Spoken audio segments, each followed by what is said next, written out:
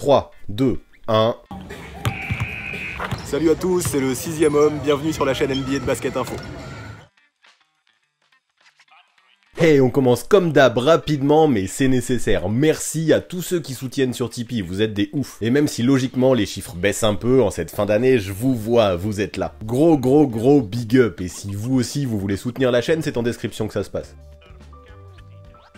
En tout cas aujourd'hui, c'est une vidéo que vous attendiez énormément que je vous propose. Un truc que vous avez limite demandé des centaines de fois en commentaire. Ma mock draft en mode Airball Project. Franchement, c'est la première fois que je vais me prêter à ce genre d'exercice, alors je vais vous demander d'être tolérant. J'adore analyser les prospects, j'adore donner mon avis sur leurs forces ou leurs points à travailler, ou encore même l'équipe dans laquelle ils fitteraient le mieux. Ouais, franchement, avec vous, je me suis découvert une vraie passion pour ça cette année. D'ailleurs, j'ai déjà fait une douzaine de vidéos sur les principaux prospects de cette QV selon moi, et si vous les avez manqués, je vous les conseille vivement. Et vraiment, ce sera complémentaire de ce que je fais ici, parce que là-bas, je les évoque en 20 minutes, les prospects, alors que là, aujourd'hui, je passerai pas plus d'1 minute pour chaque. Ouais, dans une mock draft, on n'a pas forcément le temps de rentrer dans les détails. Mais par contre, avec une mock draft, au niveau de la polyvalence que ça demande dans la connaissance des prospects, on passe vraiment au level supérieur. Je comprends pas trop, je t'avoue, explique-toi, ça doit être un peu plus simple, non, si t'y passes moins de temps sur chaque prospect. Bah ça c'est vrai, mais par contre, une mock draft, c'est le genre de truc où il est impossible de faire un sans faute. Le genre de bail où si tu te trompes une fois, tout dégringole. Et ouais, parce qu'il suffit d'une erreur et tout est décalé. Mais bon, c'est aussi le jeu, non? Je joue pas ma vie non plus là-dessus. Et en plus, je ne vous parle même pas des trades qui vont avoir lieu. Mercredi, c'est le soir de la draft, et il y a tout plein d'équipes qui vont vouloir trade up ou trade down. Il y a déjà tout plein de rumeurs d'ailleurs à ce propos. Ça, moi, je peux juste pas le prévoir, même si je prends ma boule de cristal, autant jouer au loto. Donc moi, là, je vais faire tout simplement comme dans toutes les mock drafts que font les vrais spécialistes. Je vais donc rester dans l'ordre qui a été décidé par la loterie. Et puis, je vous le promets, l'exercice n'en est pas moins intéressant. Petite parenthèse aussi, si vous voulez comprendre comment ça fonctionne, la draft et la loterie, ce n'est pas dans cette vidéo que j'expliquerai ça. Là, moi, je veux aller droit au but. Par contre, l'an dernier, j'avais fait un tuto à ce sujet avec plein d'anecdotes pour illustrer. Je vous encourage aussi à y jeter un œil. Ce qui est sûr, c'est que les mock drafts, je ne pensais pas qu'un jour j'arriverais à mettre un pied dans ce bourbier. Ça représente un taf de malade, mais vous m'avez eu. Alors, c'est parti pour la première mock draft de ma life, du choix numéro 1 au choix numéro 30.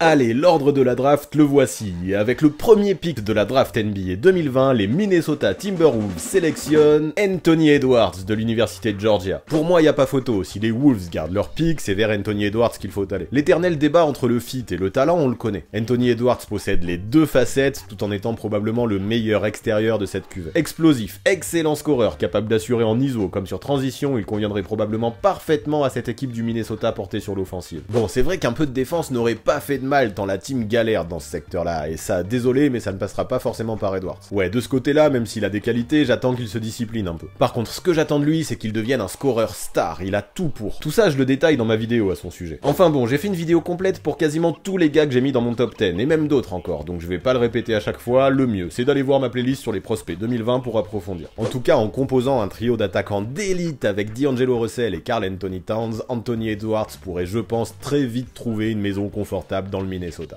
Avec le deuxième pick de la draft NBA 2020, les Golden State Warriors sélectionnent James Wiseman de l'université de Memphis. Ouais, je le sais, certains, notamment des fans des Warriors, ne valideront pas ce choix. Beaucoup, et ils ont raison, pensent que l'équipe de San Francisco doit jouer le titre cette année, c'est vrai. Par contre, là où je ne rejoins pas forcément ces gens, c'est quand j'entends dire qu'il serait trop risqué de donner trop vite des responsabilités à un rookie. Je peux comprendre l'idée générale, mais moi, concernant James Wiseman, je ne suis pas inquiet du tout. Ça fait bien longtemps que Golden State cherche son pivot, je dirais au moins depuis la retraite d'Andrew Bogut. Puis là-bas, on n'attend pas forcément d'un big man qu'il joue au poste à outrance, qu'il crée, qu'il s'écarte ou score 30 points. Non, ce qu'il faut dans une telle team, c'est quelqu'un de long, qui court, qui sait jouer le pick and roll, quelqu'un qui assure au rebond, un mec qui est athlétique et qui peut protéger le cercle. Toute la définition du joueur que représente James Wiseman, quoi. Le mec a déjà tout pour fitter et dispose du profil pour à terme devenir une star. Alors ok, pour l'instant, il doit progresser dans ses choix notamment, et sa lecture du jeu, c'est certain. Mais le gars est jeune, il va progresser dans ces secteurs. Puis avec des gars comme Curry, Thompson, Wiggins ou même Green dans cette équipe, qui devrait porter la gonfle la plupart du temps, je ne suis pas certain que ce sera aussi handicapant que certains veulent le penser.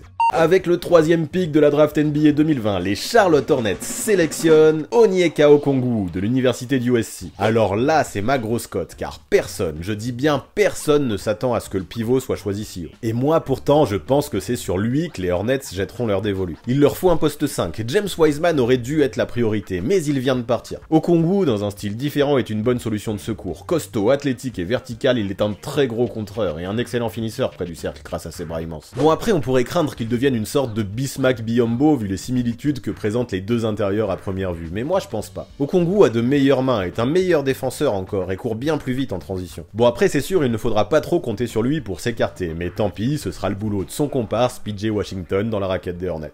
Avec le quatrième pick de la draft NBA 2020, les Chicago Bulls sélectionnent LaMelo Ball, qui jouait en Australie. LaMelo Ball choisit si bas alors que je le voyais potentiellement en top 1. Eh bien oui, j'assume. Pourquoi un tel retournement de situation? Parce que j'ai entendu que ces interviews pré-draft, qui sont si importantes, ne s'étaient pas forcément très bien déroulées. Avoir du talent c'est bien, mais quand tu n'as pas le mental ou l'éthique de travail qui va avec, ça te mène rarement loin. Bon, après je sais, ce ne sont que des on-dit tout ça, et vu le talent qu'a le gamin, impossible pour Chicago de faire l'impasse sur lui. Surtout qu'il y a besoin d'organisation dans ces Bulls. Chris Dunn et Thomas Satoransky ont de vraies limitations dans ce secteur, tandis que Kobe White et Zach LaVine sont plus des scoreurs que des chefs d'orchestre. C'est en ce sens-là que malgré le nombre d'arrières déjà présents dans l'effectif, je pense que LaMelo Ball sera l'homme de la situation. Puis de toute façon, Billy Donovan l'a montré à OKC, jongler avec le temps de jeu d'arrière talentueux comme l'étaient Chris Paul, Shai Gilgeous-Alexander ou encore Dennis Schroeder, il sait faire. Les qualités de passe, la grande taille, la vision de jeu et la maîtrise du pick and roll de LaMelo font de lui l'un des joueurs les plus excitants de cette cuvée de draft, surtout pour moi qui adore les meneurs de grande taille. J'aimerais bien qu'il continue à progresser au shoot par contre, et qu'il se focus un peu plus en défense. Je kifferais bien aussi qu'il puisse prouver qu'il peut se comporter en véritable professionnel et taffer dur. S'il respecte ça, j'en suis sûr, il pourrait avoir un vrai avenir en NBA, et les Bulls s'en frotteront les mains.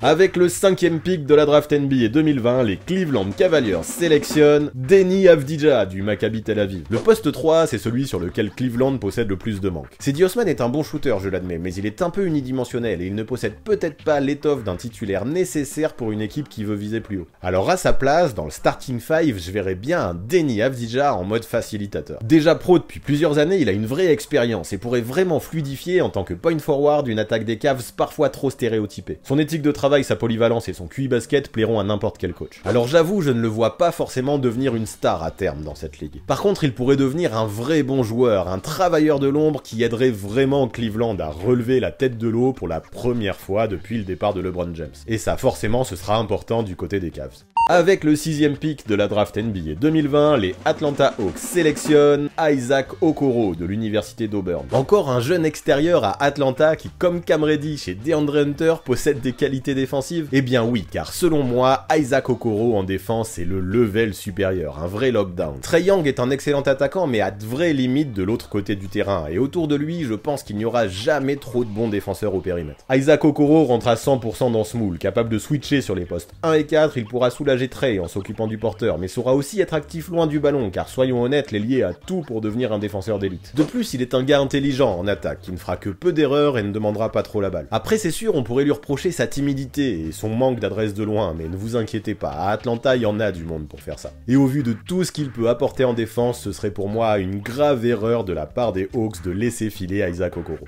Avec le 7ème pick de la draft NBA 2020, les Detroit Pistons sélectionnent Killian Hayes, le français du Ratio Farm Ulm. Si sur cette prédiction j'ai raison, Killian Hayes deviendrait le plus haut français drafté de l'histoire, un spot devant Frank Ntilikina en 2017. Et pour moi, il y a de vraies chances que ça arrive. Chez les Pistons, il y a un peu des manques à tous les postes, c'est vrai, mais parmi les meneurs, c'est vraiment le néant. Lors du mini-camp, c'est Luke Kennard qui annonçait les systèmes, c'est dire. Après, j'avoue, il y a encore Derrick Rose qui est bon là-bas, mais jamais il n'a été un organisateur de génie, et plus sa carrière avance, et plus il se transforme en poste 2. Alors voilà, Killian Hayes, je pense, ferait beaucoup de bien à Detroit. Le français a déjà de l'expérience, peut créer pour lui, pour les autres et même défendre. Plein de choses que personne ne fait chez les Pistons. Puis en Allemagne en plus, il a mûri, progressé et a semblé encore gagner en professionnalisme. J'espère vraiment que Dwayne Casey lui fera confiance en tant que titulaire car il en a réellement les moyens. Ouais, je le dis, j'imagine tout à fait Killian Hayes driver bien comme il faut la très jeune escouade des Detroit Pistons.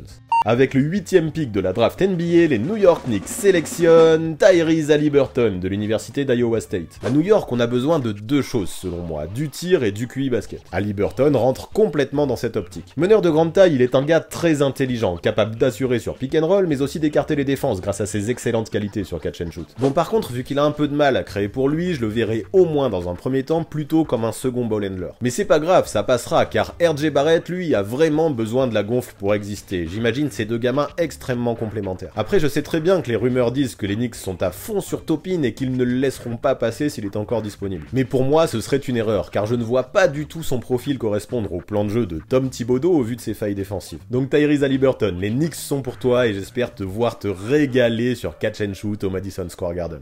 Avec le 9e pick de la draft NBA 2020, les Washington Wizards sélectionnent Devin Vassell de l'université de Florida State. J'aime beaucoup ce fit. Si Vassell est plutôt passé inaperçu lors de sa saison freshman à Florida State, il a vraiment explosé lors de sa saison sophomore. Il est un extérieur long, athlétique, intelligent et adroit qui présente tout à fait le profil de 3&D que la NBA moderne affectionne tant. Puis ça tombe bien, car si à Washington on décide de garder le duo Wall-Bill, j'ai l'impression que Devin Vassell peut présenter le profil adéquat pour les accompagner. Il profitera de la création du meneur, puis ouvrira par ses shoots la raquette à l'arrière pour qu'il puisse driver. Parfait, non? Bon, par contre, faut l'admettre, Vassell n'est pas forcément un super créateur, mais je ne m'en fais pas trop, d'autres font ça très bien dans l'effectif des Wizards. Avec le 10e pick de la draft NBA 2020, les Phoenix Suns sélectionnent Obi Toppin de l'université de Dayton. Enfin, vous allez dire, et ne vous inquiétez pas, je ne l'ai pas oublié, votre Obi Toppin, même si j'avoue qu'il est tombé bien bas. Mais je vais me justifier parce que perso, il n'est pas vraiment le genre de joueur qui me fait rêver. Bon, par contre, ce gars, on risque de le voir pas mal dans les top 10, je vous préviens. Finir en force, récupérer des passes sur alley-oop et sauter par-dessus des immeubles, ça fait partie de ses qualités. Et en plus de ça, il est plutôt un bon shooter, et ça plaît. Mais perso, ce qui m'embête, c'est son âge de 22 ans déjà avancé pour un prospect, qui laisse penser qu'il ne progressera plus beaucoup. Et surtout, ce qui m'embête encore plus, c'est son implication défensive. Obi Toppin, de ce côté-là, n'a jamais réellement montré trop d'envie ou trop d'implication, et ça peut vite être rédhibitoire. Maintenant, avec son explosivité et ses qualités de stretch, impossible de l'imaginer tomber plus bas que la 10e place, ce serait fou. À Phoenix, d'autant plus, il pourrait présenter un bon complément à Dario Saric dans un profil différent, en sortie de banc par exemple. Puis s'il devait être dans le 5, il formerait un duo plutôt intéressant aussi avec DeAndre Ayton, qui lui pourra protéger le cercle. Alors let's go, Toppin chez les Suns, je suis persuadé que ça en ravirait plus d'un du côté de l'Arizona. Avec le 11e pick de la draft NBA 2020, les San Antonio Spurs sélectionnent Patrick Williams de l'université de Florida State. Là, si ça devait arriver, je pense que ce serait l'apothéose chez les Spurs. Non seulement je pense qu'à ce stade-là de la draft, Patrick Williams est le meilleur joueur disponible, mais en plus il semble représenter le fit parfait pour les Texans. Maintenant, c'est peut-être chaud de l'imaginer encore dispo en 11, car plus la date de la draft approche et plus sa cote augmente, mais bon, ça me semble quand même cohérent. En tout cas, à San Antonio, hors de question de le laisser passer si ça devait être le cas. Au poste 1 et 2, il y a du monde avec Dejounte Murray et Derrick White, et au poste 5, Jakob Poeltl a montré de très belles choses. Après, il y a Keldon Johnson et Lucas Samanic sur les postes 3 et 4, c'est plutôt bien, mais ça ne ferait pas de mal de renforcer ce secteur. Et comme par hasard, c'est exactement là que Patrick Williams évolue. Bon, c'est vrai qu'il faudra le polir un peu, mais ça, Greg Popovich sait faire, sa marge de progression est grande, et sa polyvalence défensive lui permettra, je pense, de complètement s'intégrer dans le Spurs basketball. Notons pour finir, et c'est bon signe pour son évolution, qu'il est l'un des plus jeunes joueurs de cette cuvée. Patrick Williams aux Spurs, pour moi, ça pourrait être une vraie love story. Avec le 12e pick de la draft NBA, les Sacramento Kings sélectionnent Saddiq Bey de l'université de Villanova. Ah, voilà mon petit chouchou de cette draft, issu de la fac que je kiffe le plus. À Sacramento, si la team ne bouge pas, je pense que ce serait pas mal de trouver un intérieur complémentaire à Marvin Bagley, et Saddiq Bey présente le profil idéal pour ça. Formé par Jay Wright, il a développé une vraie science du jeu et un vrai train de vie de professionnel, un peu comme tous les joueurs qui passent sous ses ordres d'ailleurs. Non seulement cette mentalité fera du bien aux Kings, mais en plus, son jeu polyvalent et sa capacité à tirer de loin lui donnent des qualités en tant que forward. Saddiq Bey dispose de tous les outils physiques pour jouer à la fois sur les ailes et dans la raquette. Ça pourrait être utile aux Kings, vraiment. Sa progression constante au fil des ans montre aussi que malgré l'âge, il pourrait être un projet à long terme. Alors ouais, Bey à Sacramento, j'aime bien l'idée. Avec le 13e pick de la draft NBA 2020, les New Orleans Pelicans sélectionnent Aleksej Pokusevski de l'Olympiakos. Lui, je vais le dire, est un joueur comme il n'y en a pas mille. Non seulement Pokusevski est un géant, mais en plus il est hyper adroit, hyper habile. Les outils du Serbe sont assez uniques, il a tout le potentiel nécessaire pour devenir une de ces licornes tant recherchées en NBA. À Nola, je pense que ce serait vraiment pas mal d'avoir ce type de profil à côté de Zion par exemple. Par son adresse de loin, il écartera le jeu pour l'ancien Duki, et ce duo pourrait provoquer des mismatchs très très intéressant. Si le gars le plus costaud défend sur Zion, qui pourra défendre sur Pokusevski et ses 2m15? D'autant plus que, comme je l'ai dit, il s'écarte. J'aime cette idée du côté des Pelicans, mais soyons honnêtes, c'est un vrai pari. Pokusevski, jusque-là, n'a quasiment joué qu'avec l'équipe B de l'Olympiakos, et son apprentissage parmi les pros pourrait être long. Mais bon, est-ce que c'est si grave? Parce que pour moi, à Nola, de toute façon, il faut prendre le temps qu'il faudra. Avec le 14e pick de la draft NBA 2020, les Boston Celtics sélectionnent Cole Anthony de l'université de North Carolina. Ceux qui me suivent le savent, Cole Anthony fait partie de mes grands favoris pour être le style de cette draft.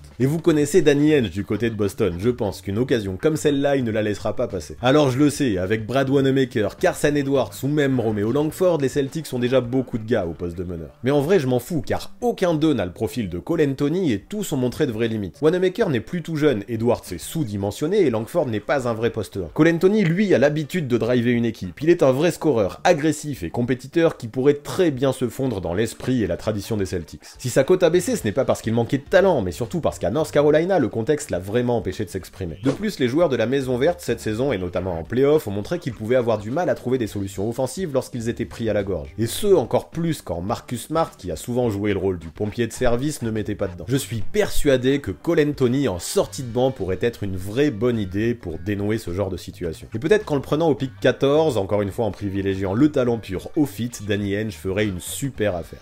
Avec le 15e pick de la draft NBA 2020, le Orlando Magic sélectionne Tyrese Maxey de l'université de Kentucky. À Orlando, avec Jonathan Isaac et Mo Bamba, on aime les gamins avec de grands bras. Justement, c'est le cas de Tyrese Maxey. Par contre, du côté des lignes arrière, c'est un peu l'incertitude, avec un DJ Augustine qui est free agent et un Markelle Fultz qui est peut-être encore un peu tendre pour être un vrai titulaire. Puis on n'est pas à l'abri non plus que Evan Fournier n'active pas son option et teste le marché, alors ce serait pas trop mal de cibler à ce poste un peu à la draft. Et là, parmi les guards encore dispo, Maxey est sûrement encore le meilleur. Sa défense et son envergure seront utiles, tout comme ses excellentes capacités en transition, qui serviront à coup sûr à Steve Clifford. Maintenant, je vais le dire, avec son profil de combo, j'aimerais quand même pas qu'il soit l'organisateur principal au vu des failles qu'il montre à la prise de décision. Mais en tant que joker en sortie de banc sur les postes 1 et 2, je suis persuadé que Maxey ferait l'affaire en Floride.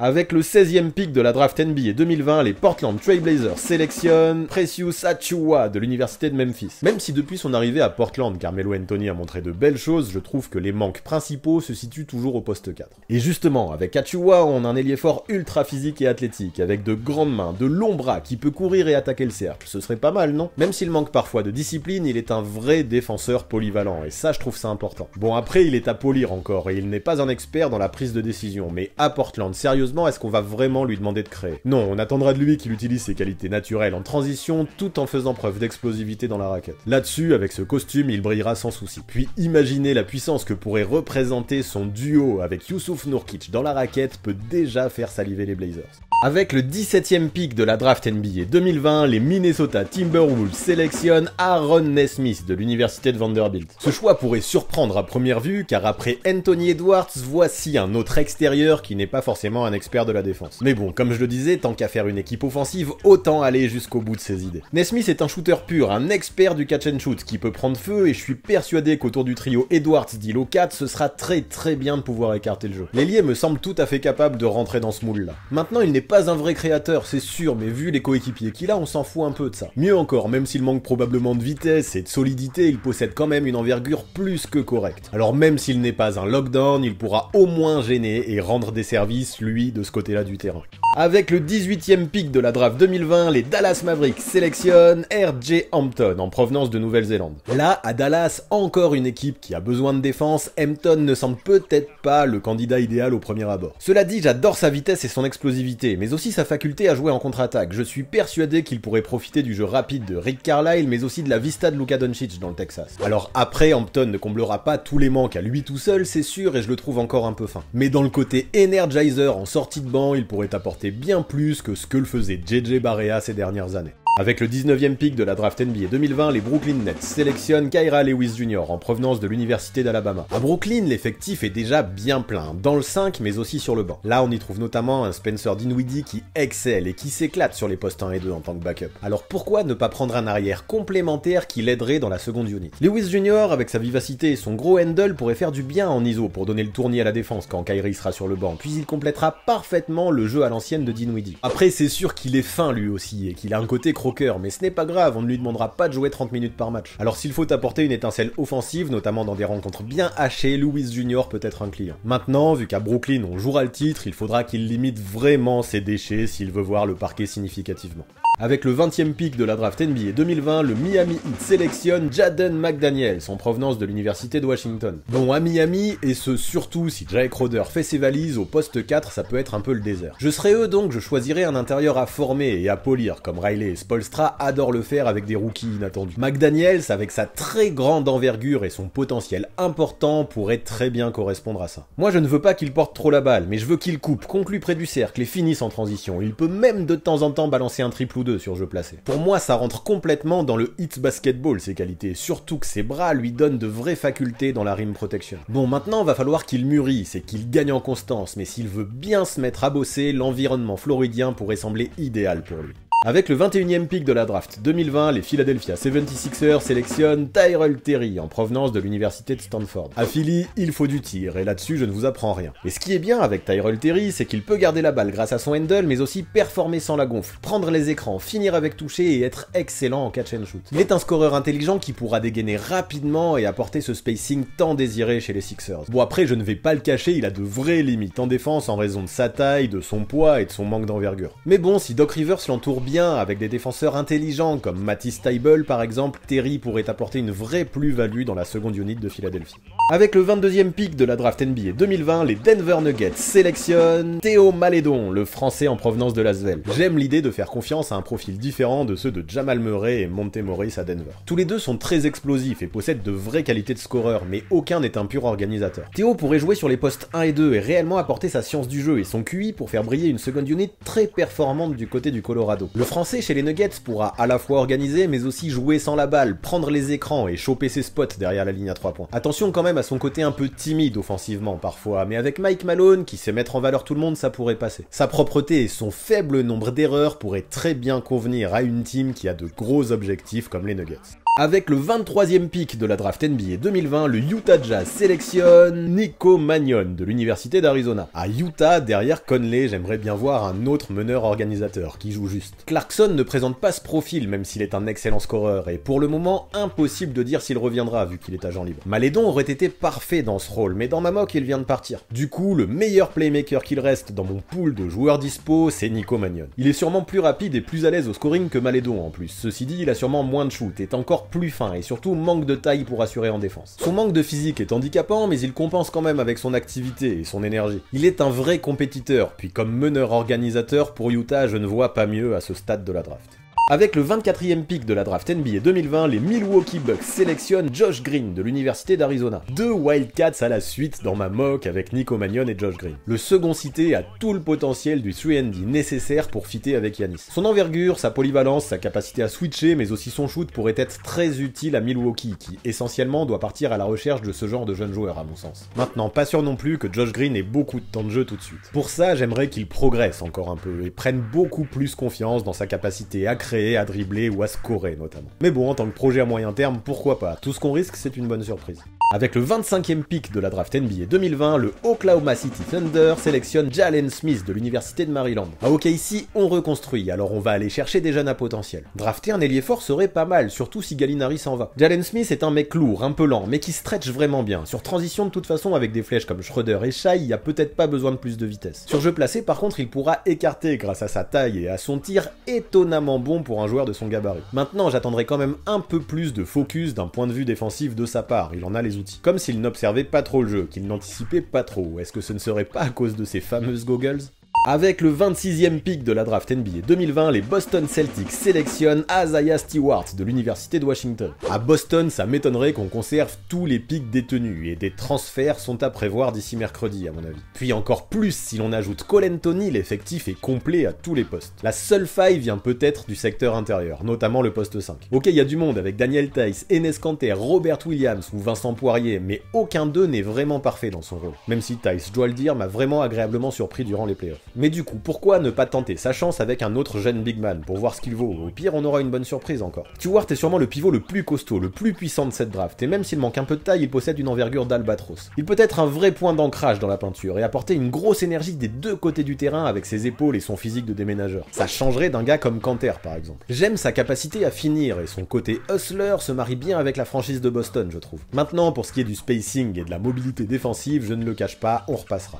Avec le 27e pick de la draft NBA 2020, les New York Knicks sélectionnent Desmond Bane de l'université de TCU. Je continue avec du shoot encore chez ces Knicks qui, je pense, n'en auront jamais assez. Desmond Bane est un spécialiste du catch and shoot et un gars comme ça, en sortie de banc, on ne crache pas dessus, surtout quand ça défend pas trop mal en plus. Après, il a de vraies limites, notamment sur les drives, et il manque de physique. De plus, à 22 ans, il ne progressera peut-être plus beaucoup. Néanmoins, sur de courtes séquences, il pourra écarter le jeu, faciliter les drives pour Barrett et Randle, ou encore libérer la raquette pour Mitchell Robinson. Ça pourrait ressembler à un détail comme ça, mais ça pourrait être très utile du côté de Big Apple.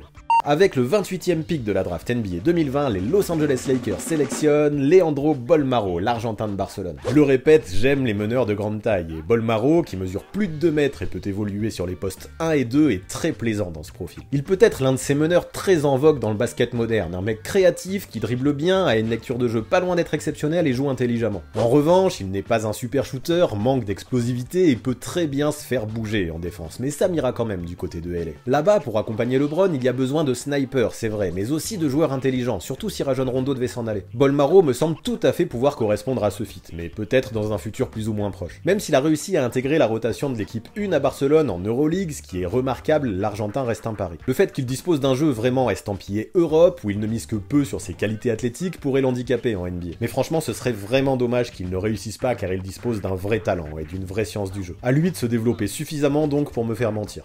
Avec le 29e pick de la draft NBA 2020, les Toronto Raptors sélectionnent Tre Jones de l'université de Duke. Tre Jones, le frère de Tyus, sort l'université de Duke, et forcément, quand t'es le meneur titulaire d'une fac prestigieuse, ça rajoute des lignes importantes sur un CV. Bon, par contre, soyons honnêtes, il n'est pas très athlétique et n'a pas une grande envergure. Mais peu importe, il connaît le jeu, garde bien le ballon, fait jouer ses coéquipiers, est patient et surtout, c'est sa qualité principale à mon sens, il veut gagner. J'aime l'idée d'ajouter derrière Laurie un floor général à Toronto, et encore plus si Fred VanVleet s'en va. Puis j'en suis sûr, Tre Jones s'exprimera encore mieux dans une équipe avec des ambitions. Son éthique de travail est visiblement très bonne et son profil de compétiteur pourrait réellement plaire à Nick Nurse. Après, il ne faudra pas trop compter sur lui non plus pour défendre ailleurs que sur le poste 1. Mais ça, ce sera le boulot du tacticien des Raptors de trouver des solutions. Et enfin, avec le 30e pick de la draft NBA 2020, les Boston Celtics sélectionnent Vernon Carey Jr. de l'université de Duke. Et ouais, un autre Dukey, j'aime bien sélectionner les gars par paire aujourd'hui. À Boston, déjà que j'étais embêté avec le choix 26, vu la profondeur de l'effectif, je le suis encore plus avec le numéro 30. Je le répète, les Celtics ne garderont probablement pas tous leurs picks, mais vu que je ne peux pas prévoir les trades, on va faire comme si. Là, je me dis qu'au vu des incertitudes qui règnent au poste 5 là-bas, autant insister là-dessus, avant peut-être de faire du ménage parmi les intérieurs qui feront le moins le job. Mais bref, Carey Jr. est clairement le meilleur pivot disponible à ce moment de la draft. J'aime son jeu au poste, son sens du placement au rebond et son énergie défensive. Tout ça, Boston y sera sensible. Bon, il a des progrès à faire dans la lecture des prises à deux et dans l'anticipation, mais ça se travaille ça. Par contre, son manque de mobilité latérale dû à son poids le pousse trop souvent à faire des fautes en défense, et ça ce sera un défaut à gommer. Ouais, ça pourrait coûter très cher dans des matchs importants et ça pourrait bien déplaire à un coach comme Brad Stevens. Vernon Carey Jr. sait donc quoi faire s'il veut des minutes importantes.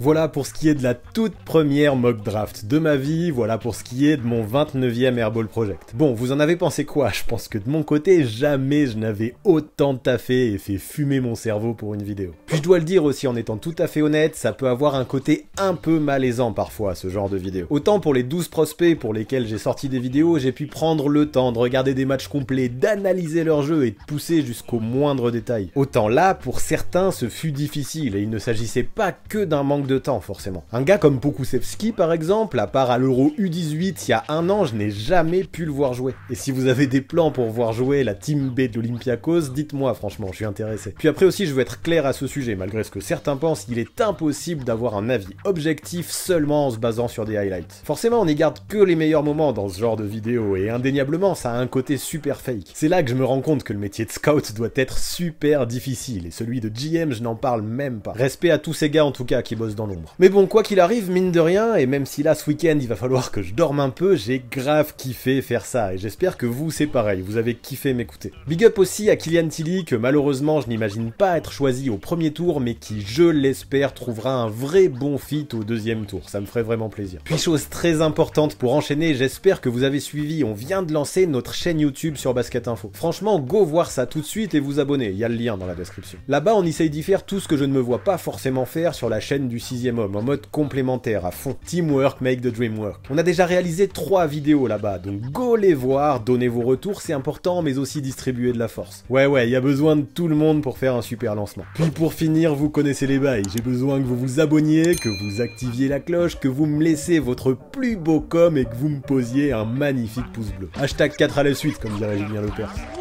Et allez, je le répète, vous pouvez même lâcher un tip si cette mock draft vous a plu. Croyez-moi, même le plus petit don aidera la chaîne à vivre jusqu'à ma mock draft de l'an prochain par exemple, enfin, si elle a lieu. Merci à vous en tout cas de m'avoir écouté jusque là, vous êtes des bons et je vous donne rendez-vous ici vraiment bientôt. À très vite.